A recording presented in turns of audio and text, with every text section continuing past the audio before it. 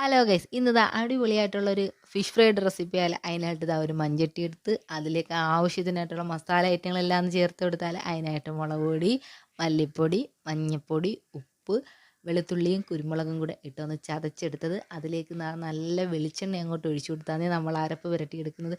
എപ്പോഴും വെള്ളമൊക്കെ അല്ലേ ചേർത്ത് കൊടുക്കുന്നത്, ഇപ്രാവശ്യം ഒന്ന് വെളിച്ചെണ്ണ ചേർത്ത് നോക്കിയാൽ അടിപൊളി ടേസ്റ്റ് ആയിരിക്കുന്ന.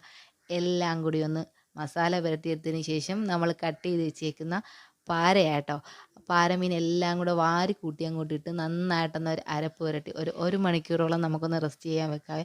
അതിനായിട്ട് ഇതാ ഒരു പാൻ അടുപ്പത്തേക്ക് വെച്ച് അതിലേക്ക് നല്ല വെളിച്ചെണ്ണ അങ്ങോട്ട് ഒഴിച്ചു കൊടുത്തതിന് ശേഷം എണ്ണ ചൂടായി വരുമ്പോഴത്തേക്കും കറിവേപ്പിലേക്ക് ഇട്ട് ആ വാരിക്കൂട്ടി വെച്ചിരുന്ന മീനെല്ലാം കൂടി പറക്കി ഞെരിക്കി അങ്ങ് വെച്ച് കൊടുക്കാവേ. വെച്ച് കൊടുത്ത് നന്നായിട്ട് നമുക്ക് തിരിച്ചും മറിച്ചുമൊക്കെ ഇട്ട് നല്ല രീതിയിലൊന്ന് ഫ്രൈ ചെയ്തെടുക്കാം.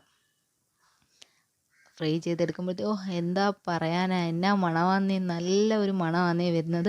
അപ്പം എന്താ നമ്മളെ ഫിഷ് ഫ്രൈ ഇവിടെ റെഡി ആയിട്ടുണ്ട്. ഇനി നമുക്കൊന്ന് സെർവ് ചെയ്താൽ അതിനകത്ത് സവാളയും കറിവേപ്പിലയും എല്ലാം അങ്ങോട്ട് കൊത്തി അരിഞ്ഞിട്ടതിന് ശേഷം നമുക്കിതാ ഫ്രൈ ചെയ്ത് വെച്ചിരിക്കുന്ന മീനും കൂടെ അങ്ങോട്ട് വെച്ച് കൊടുക്കാവേ.